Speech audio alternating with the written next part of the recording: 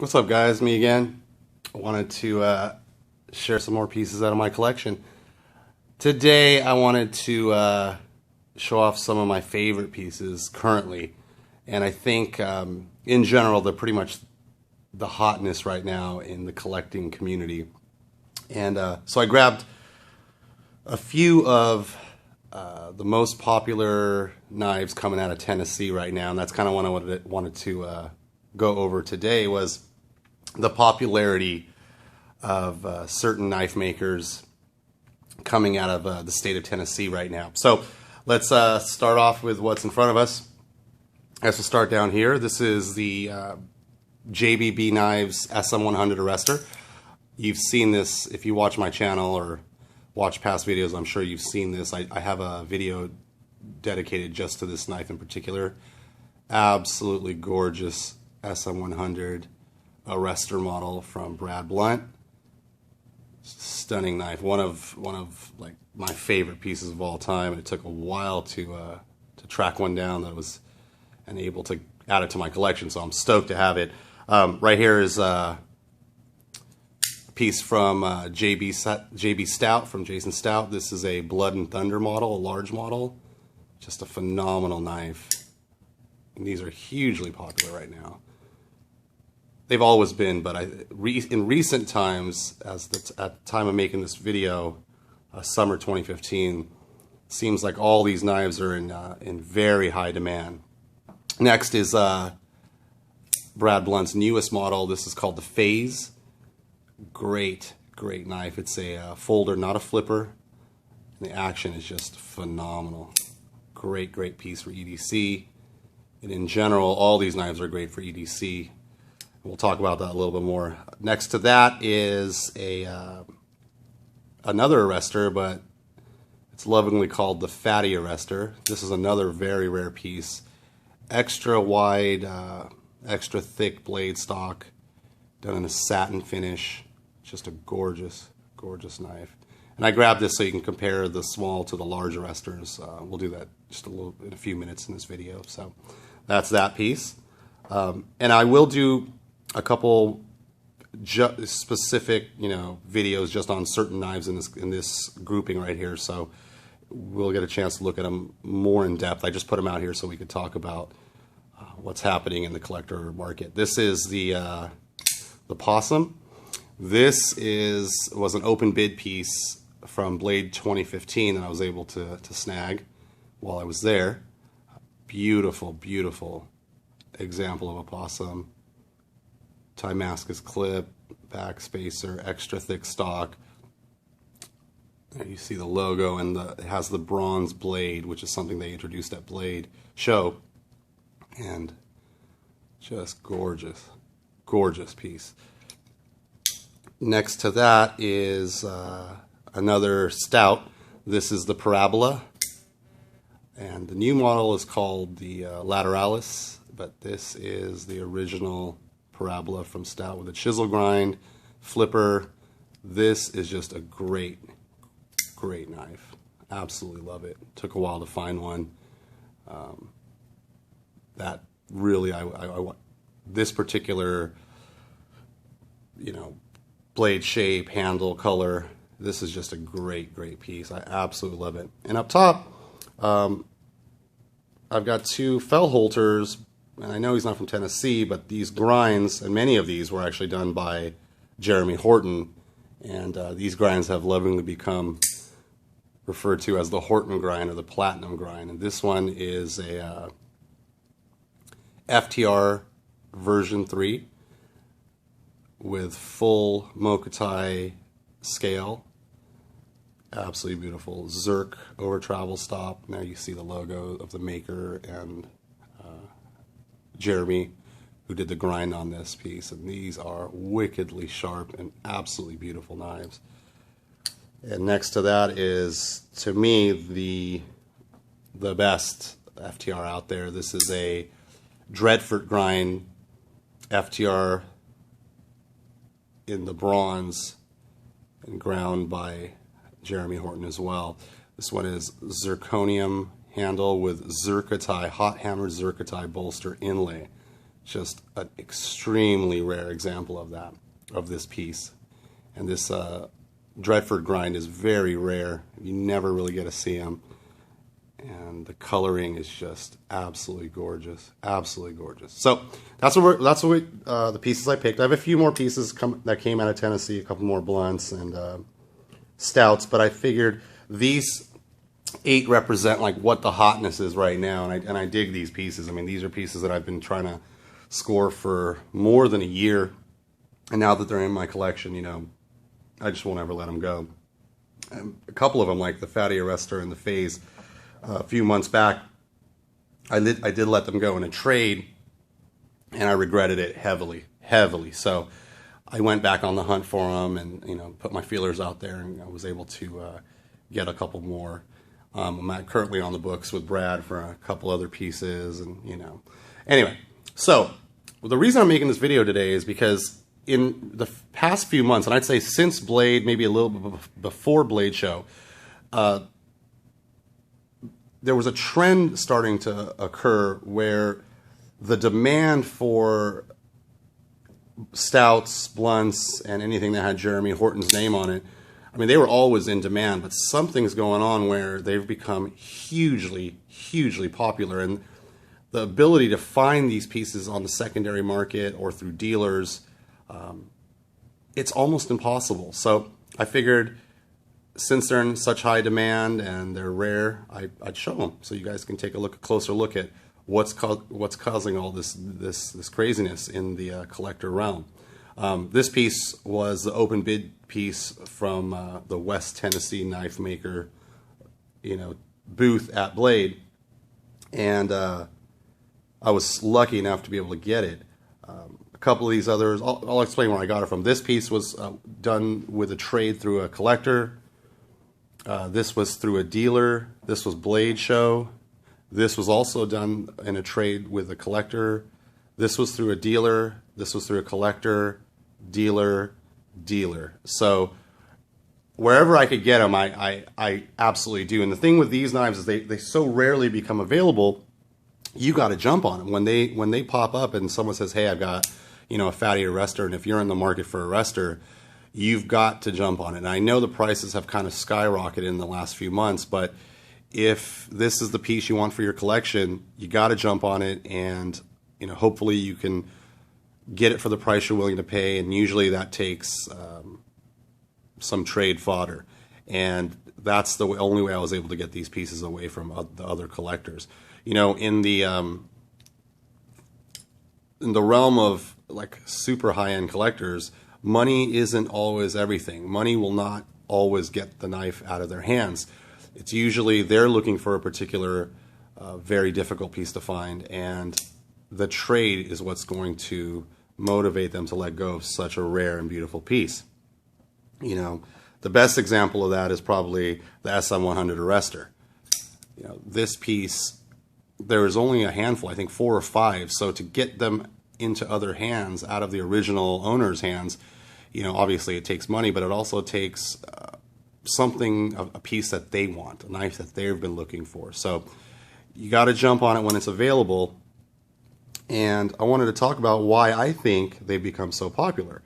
I mean, obviously they all look badass. There's no doubt about it. These knives all look like the most aggressive things out there. I mean, this Dredford grind is just the wickedest looking thing, with the zirconium kind of making it dressy. But at the end of the day, it's a basic, simple flipper. Why is it in such high demand, these rarer build-outs? And I think it's because collectors have begun to realize that these are all pieces that can be carried. You know, this Parabola, you can actually womp on it. You can wail on this blade. Its cutting performance is just ridiculous. These chisel grinds are, I mean, literally they're razor blades. The sharpest blades in my collection are all of these knives coming out of Tennessee. Like this Possum is just stupid sharp. And I think a lot of collectors, like myself, I'm speaking for myself here, are getting to the point where it's frustrating to buy all these great knives and just leave them in your safe or in a Pelican. You want to carry them out in the world, and you want them to be able to take a little bit of abuse. And if you take a look at the stonewashing on this handle, it's scratched up, but it looks natural. And that's because I carry the knife and I use it. You know, again, a lot of people ask me what my idea of usage is, but, you know, I'm not out there cutting carpet and drywall, but I use these knives. You know, I'll use them for food, I'll use them to cut boxes, whatever comes in my path in any given day, I'm going to pull the knife out and use it. It's just that in my lifestyle, I don't have to cut trees down or, you know, chop wood. So the ability to take out, you know, a rare piece like this fatty arrestor and know that you have a very high performance cutting edge and one of the rarest knives out there, that's kind of a great thing as a collector. You know, it sucks, to be honest with you, to have great knives that just sit in a safe or in a Pelican for you to oogle, or they sit there until the next time there's a get-together where other knife collectors can appreciate it as well. You want to carry them on the daily basis, and this is, I think, why these have become so popular. If you look at, you know, at Blade Show, if you walk by the booth or the table that Brad Blount, Jason Stout, and Jeremy Horton shared, it was one of the most crowded, absolutely one of the most crowded tables in the entire on the entire show floor, and for good reason. These pieces are all absolutely handmade. They're extremely aggressive. The style is very unique. I mean, look at this phase. I don't think there is any other knife on the market right now coming out of custom shops that looks anything like this. So you're getting a very custom piece that's built to be used. These are not safe queens. So you walk by that table and the amount of names on the list for the lotteries, the open bids, enormous. And deservedly so. These guys, you know, Jason Stout's knives are very well known for absolute action. His customer service is second to none. You know, and you look at Brad Blount, the guy's not a full-time knife maker, but he puts out amazing pieces like this, and nobody will argue that the design language, the design of this arrestor is truly stunning. It is one of the best looking knives. I say it often that, you know, if I was faced with having to get rid of my whole collection and have one knife, and I start cutting down the list to what I would absolutely keep, an arrestor's always on that short list of top 3 knives. And I'm going to do a video of my, you know, my top 10 knives in my collection. And a lot of people have been asking me on that note, why don't I do a overall, you know, an overview of my entire collection? Honestly, it's always changing, but also there's too many knives. You know, it's just, it would take so long, and I like to keep these videos relatively short. So I figure it's better to bring batches out like this and to let you take a look at them in little groupings like this. So, you know, all these guys are coming out of Tennessee. And even more so, they know each other. They're all friends. If you follow them on Instagram, you'll see that they all hang out. They're all buddies with each other.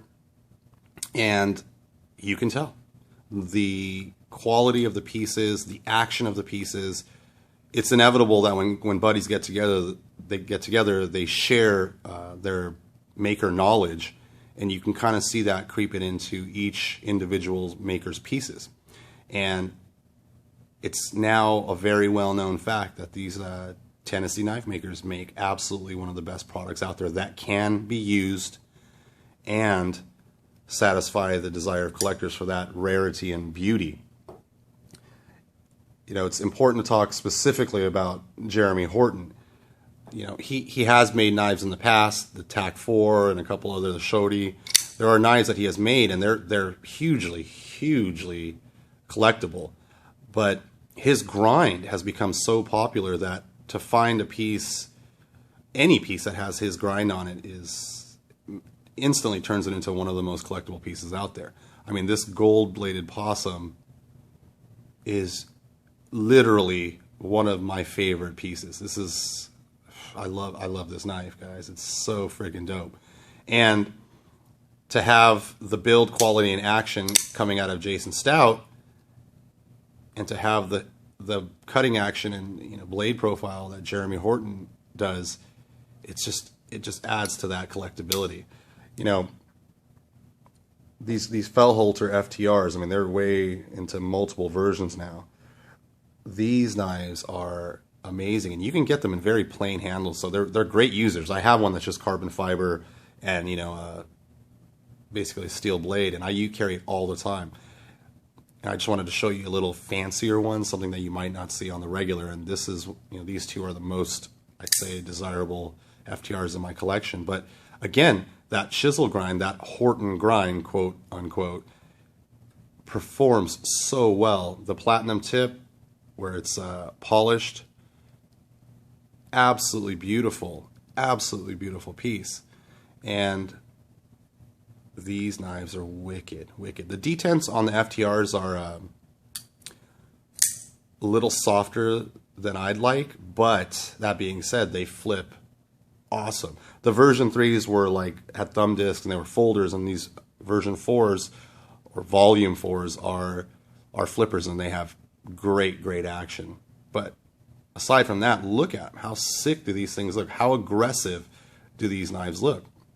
And I think the collector community in general is crying out to these Tennessee guys saying, hey, we really want your knives. We really like what you guys are doing out in Tennessee. And basically any time any of their pieces become available, they are snatched up immediately, and the prices just continue to go up and up and up. Is it a bubble? Possibly. But at the end of the day, you collect not as an investment. I mean, yes, you don't want to waste money, but you collect because you enjoy that knife, or you're drawn to that, style, the grind, whatever it may be. And right now, for a lot of guys, the Tennessee style of knife making is the hotness. Personally, I've had knives from all these guys for more than, for almost a couple years, more than that. And recently, when I post on Instagram any of these pictures, or any pictures of any of these knives, those are the most highly commented on pictures, or the most liked pictures. So I figured, what the hell? I posted an Instagram photo about a month ago, and I kind of put out most of my Tennessee knife maker pieces all in one shot, and the response on that picture kind of surprised me. You figure everybody wants to look at Rexfords or one-off builds from Barker or Lee Williams, and they do. But to be honest with you, these are just as popular and just as difficult to acquire. This phase model is, as soon as it came out, I think it was a year and a half ago, a year ago, I wanted one bad, and it's just hard to get. And at the end of the day, even with its strange, no jimping, no finger guard, it's a great performing knife for office carry. It's essentially a gentleman's carry done in a hard use finish, and it's great. I mean, you can see scratches on it, and I'm absolutely okay with that. Where if it was a Barker and there were scratches on us, I'd have a major problem, and I'd be sending it in for a spa service or a refurb. With these, the scars, the use scars look sick. It gives it character, and it makes it look absolutely beautiful. I mean, you look at this possum, and it's been carried, guys. This isn't like something that sits in a Pelican. This is just an absolutely gorgeous piece. The grind on this is amazing, and that bronze coloration is just stunning. It's something that takes this simple piece, relatively simple piece, and turns it into something just absolutely beautiful. Absolutely gorgeous. And I wanted to share these with you today, fellas, because I know a lot of collectors out there love what Brad Blount and Jason Stout and Jeremy Horton are all about, what they do. It's just their attitude. They have a great attitude about life, and I think that translates into their knives. You could tell these are outdoorsy type guys, and they want to have fun out in the bush, hunting or whatever, camping, and you could see that in their knife, in their creations. But it's done at such a high level of execution. It could be argued that these guys make knives at the top level, top echelon of knife making, and I absolutely agree with that. At the end of the day, it doesn't matter how good the knife looks. If it doesn't work well, or if it starts to fall apart after a few hundred openings or flippings, the value will just drop. And the reality is, this knife I know has probably been flipped 1,000 times before it got to me, and since it's been with me, it's been flipped another 2,000 times, and it performs beautifully. Since the moment Blount started making knives, they were in extremely high demand. And again, the design is unique. It's special to each one of them. You know, you could tell a Stout just by looking at it. You know Jeremy ground the blade within 1 second of looking at the blade. I mean, you could just tell. You know this is a Horton grind when you see that chisel on the side and that platinum tip. And guys, these guys have been around the knife world for a while. They've paid their dues, and now they're reaping the rewards and sitting atop, you know, that mountain of top knife makers, and they absolutely deserve it. And again, like I say in all my videos, I encourage you, if you ever have the opportunity to go to a show like The Gathering or Blade, and you can kind of score one of these pieces through lottery or an open bid, or you're on the Cove and you see one pop up, know without a doubt, grab it. You will be happy. These knives all perform amazingly well. Stout stuff, the action, the way it flips and closes, the sound is amazing. They just sound solid.